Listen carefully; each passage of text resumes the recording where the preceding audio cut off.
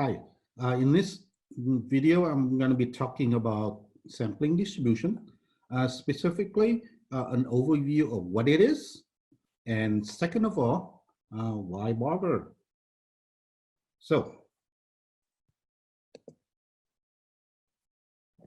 number one, what is a sampling distribution? And here's one way to define it. It's similar to the way most textbooks would define it. A sampling distribution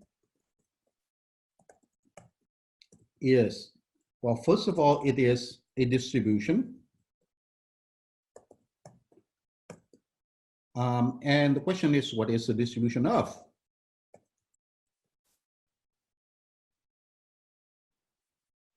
It's the distribution of the statistics.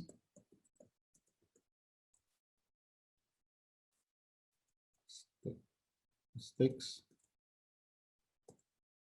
such as proportion or sample, or mean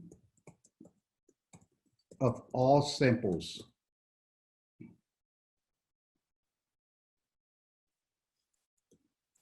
So that's part C, of all samples of size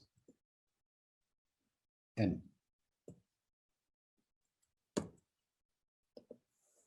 Right, so there are three parts to it.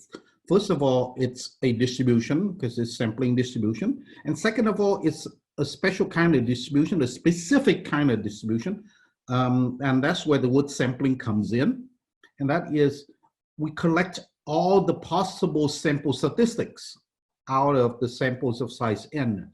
And all those samples of size n give us all the sample statistics, like all the means, for example. And we put all those means together, we get a distribution, and that's the sampling distribution, okay? All right, so let's take an example of something you've seen before in this semester, and that is the random rectangles, okay?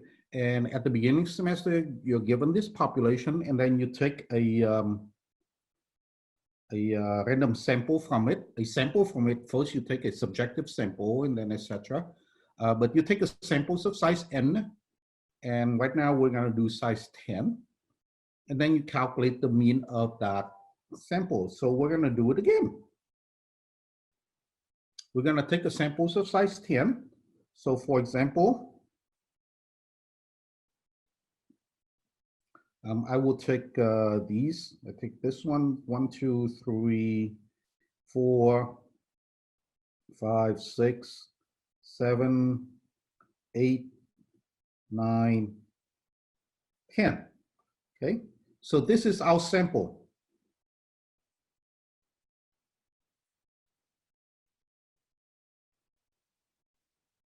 Our samples of size n equals 10. This sample has a statistic, and in this case, I work with the mean. So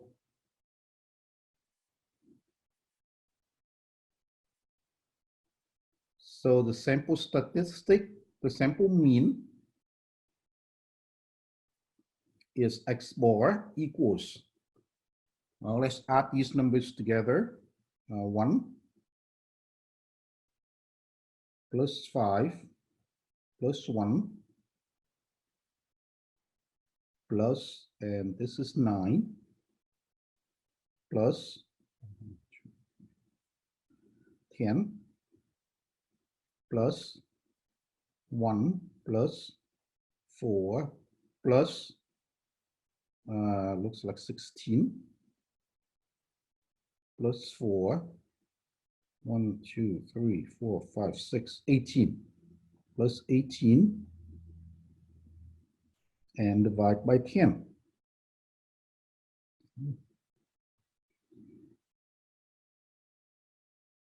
All right, so 1, 10, 20, 30, 31, 41, 51, 69. 69 divided by 10 equals 6.9. Okay, So this X bar is 6.9. So I have one item in my sampling distribution at 6.9.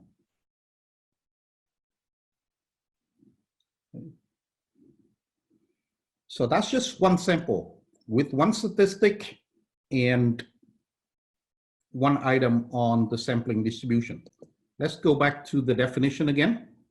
Sampling distribution is a distribution of the statistics of all samples of size n. So right now I have one samples of size n and one statistics for it. Okay, what I need to do is all the samples of size 10 and all the statistics that go with them, put them all together, and I get my sampling distribution. So if I diagram that, so this is how it looks schematically. I have a whole population here.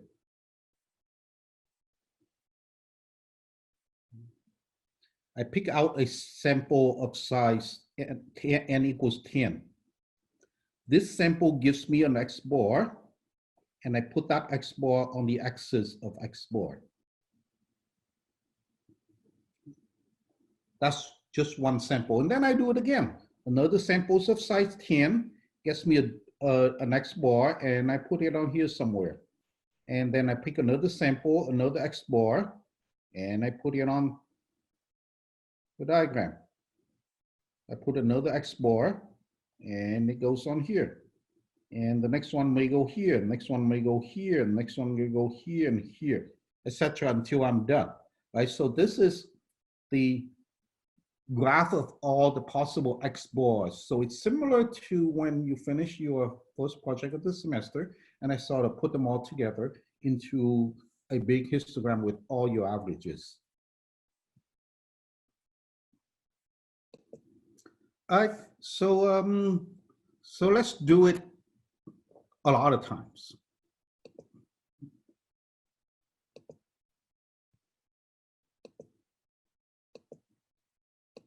Right, so here I have on my start crunch all the areas of all the rectangles in the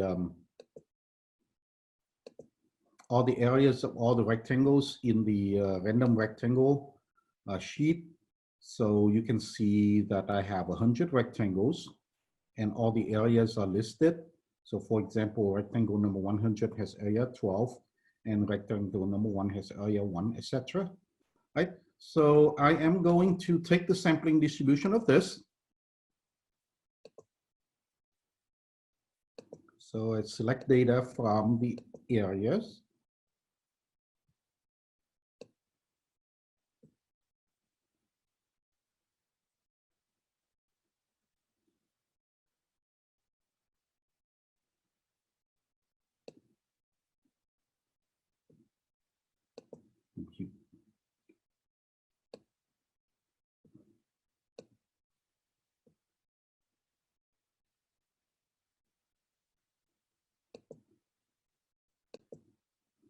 All right, so what I have here are three graphs here. The first one is the original population.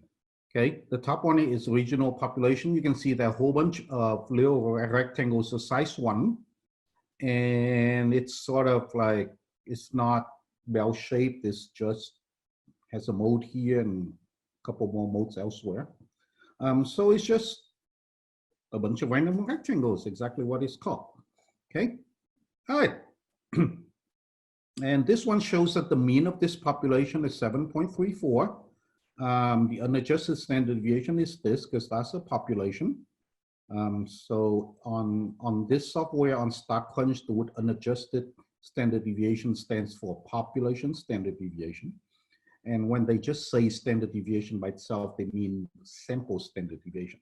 All right, so I'm going to take a samples of size 10. I click on one time in there, I take one samples of size 10. 3, 4, 5, 6, 7, 8, 9, 10. So it drops down 10 items out of here. So this is my sample size 10. This sample size 10 has a mean of 6.5. So what I have is one item on my distribution that lands at 6.5. Okay, I take another sample of size 10, so different 10 items drop down. And this new sample size 10 has a mean of 7.7. So down here, I have a new item that is at 7.7. So this one was my first one at 6.5. This is my second one at 7.7. And I do it again. And I get a third item on my sampling distribution of 6.666 repeating. All right, so this is the idea, okay? This is, sorry, it's 5.8, right? 5.8 is the mean that the latest mean I got. So I forgot already. 6 point something is my first one, 7 point something my second one, and 5.8 is my third one. So this is the idea. The idea is I'm gonna keep taking samples of size 10. Every time I take samples of size 10, I get an X bar. I put that X bar onto my axis. So I have a whole bunch of different X bars, right? I can go slowly, one sample at a time, or I can do like 5 at a time. So I have 5 samples. So this is sample number 4 and sample number 5. Sample number 6.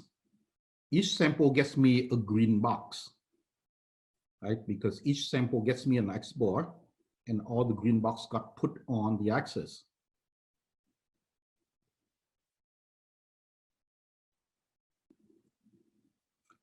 Or I can go over here and do it 1,000 times. So as a matter of fact, because the idea I'm supposed to get all the possible samples of size 10, and if I just do 1 or 5 at a time, I'll never get done. So I'm going to do 1,000 at a time. So this at 1,008, these are all the different green boxes I get. And I keep doing it again several thousand times. And by the time I get here, I see that my green distribution doesn't change much anymore. So I figured out that the sampling distribution is pretty much like this. Okay, it's pretty much almost bell-shaped, approximately normal. Okay. And here's something I noticed that relates to why we're bothering with this. The true mean of the population is 7.34. And I noticed that if I take the mean of all the sample means, okay, all the X bars, I will also get 7.33, almost 7.34. And as a matter of fact, as I look at this, 7.34 here is the true mean of the population. And I look down here and I see that almost all of my green, a lot of my greens are very close to 7.34. Okay, a lot of the sample means will be very close to 7.34.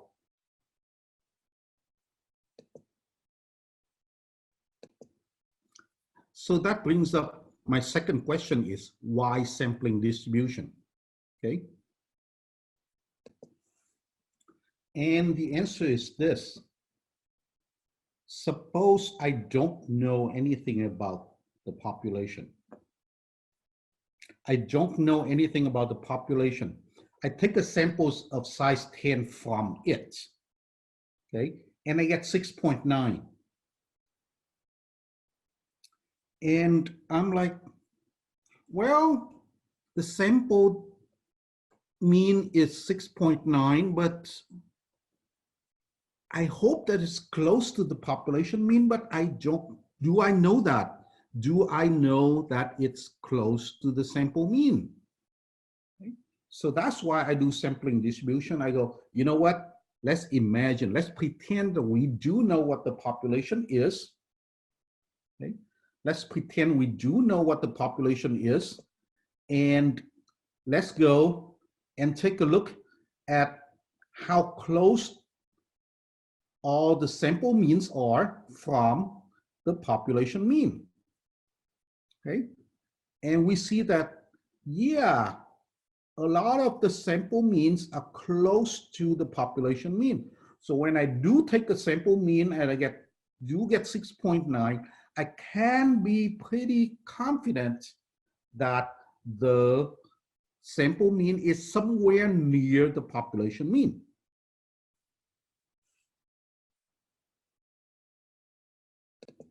Right, so here's the answer to why sampling distribution. We want to know how close a sample mean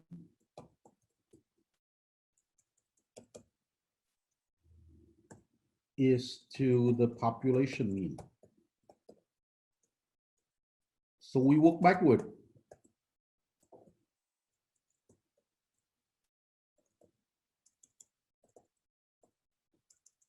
Start with a population we know, okay? And then find the sample means. And we find out, or it turns out, that most sample means are near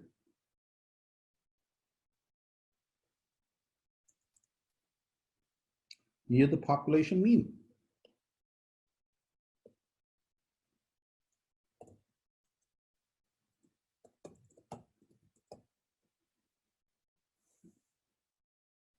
Right?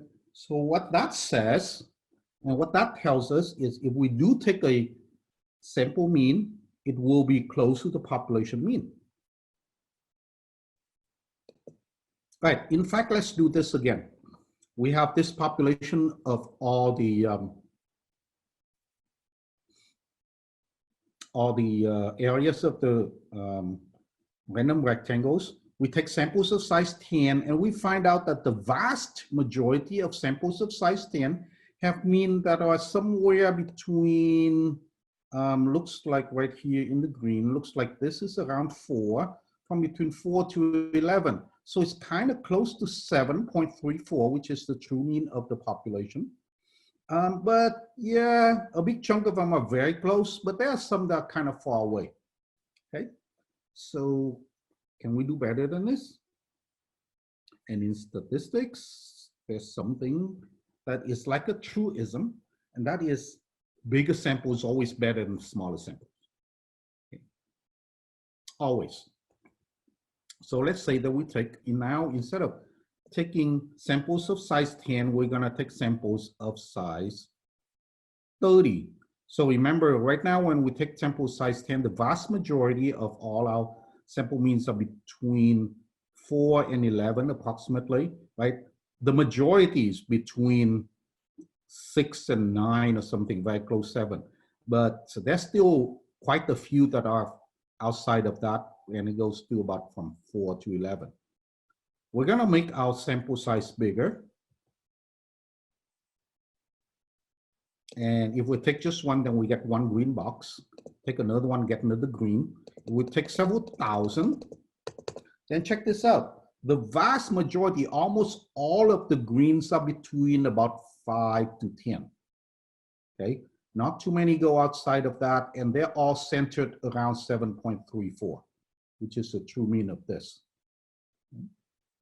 And if I take even larger, oh, and look, it looks even better as an approximate bell shape. Before, when I had just 10, then the bell shapes don't kind of look sort of bell shape, but it's still not all that neat.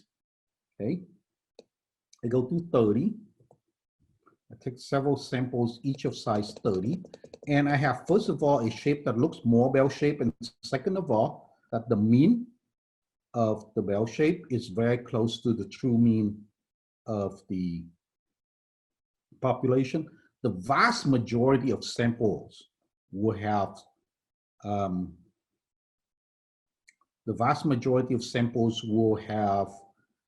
sample means of somewhere between 5 and 10. All right, well, if size 30 is that good, let's do size 50. And we do that several thousand times. It definitely is. I mean, then there's no arguing that it's a bell shape now. And the vast majority of the samples will have mean somewhere between like 6 to 8, maybe 6 to 9. Yeah. And in real life, we see a lot of samples of size 200 or 300. So let's see what happens if I have a samples of size 200.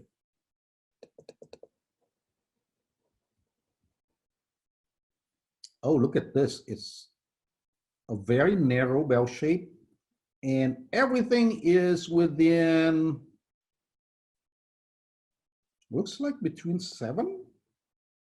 Yeah, between 7 and 8.5, just about.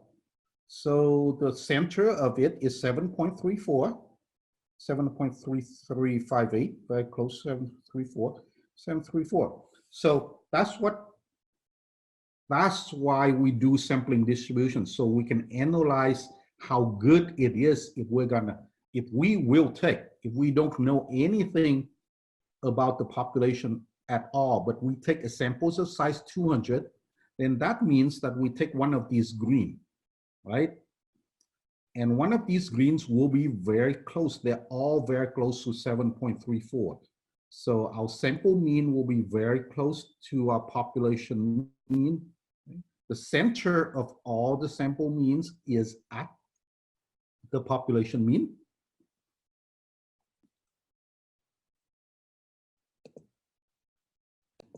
Right? So what we've observed now is that the vast majority of sample means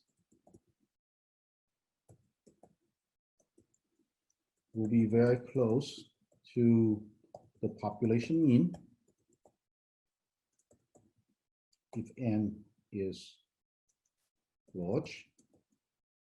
And the second thing is that the center of the sample means is right where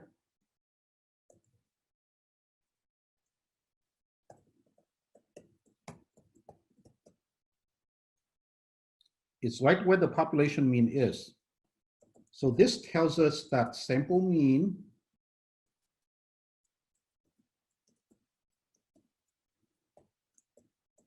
if n is large is a good estimate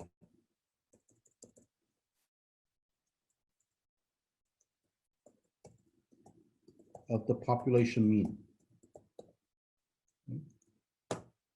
And so the technical term for that is an unbiased estimator. The sample mean is an unbiased estimator of the population mean.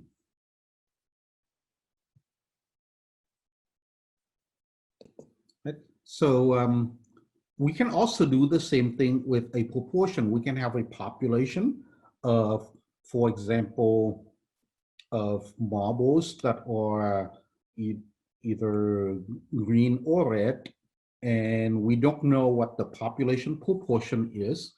We can take a sample proportion, and provided that that sample satisfies some conditions of how big it should be, okay, then the sample portion is a good estimate of the population proportion. So proportions are also an unbiased estimator of the population proportion.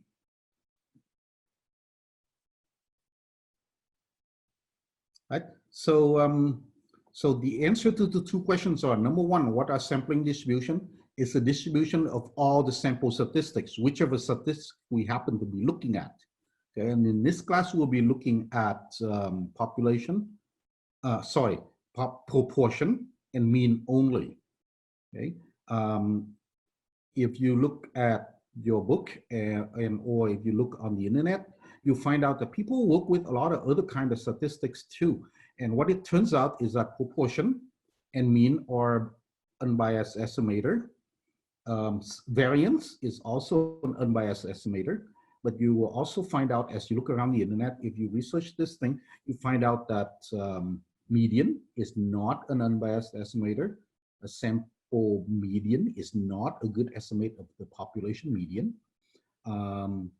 First quartile, third quartile, percentile, all the positional measures are not good estimator of the population parameter.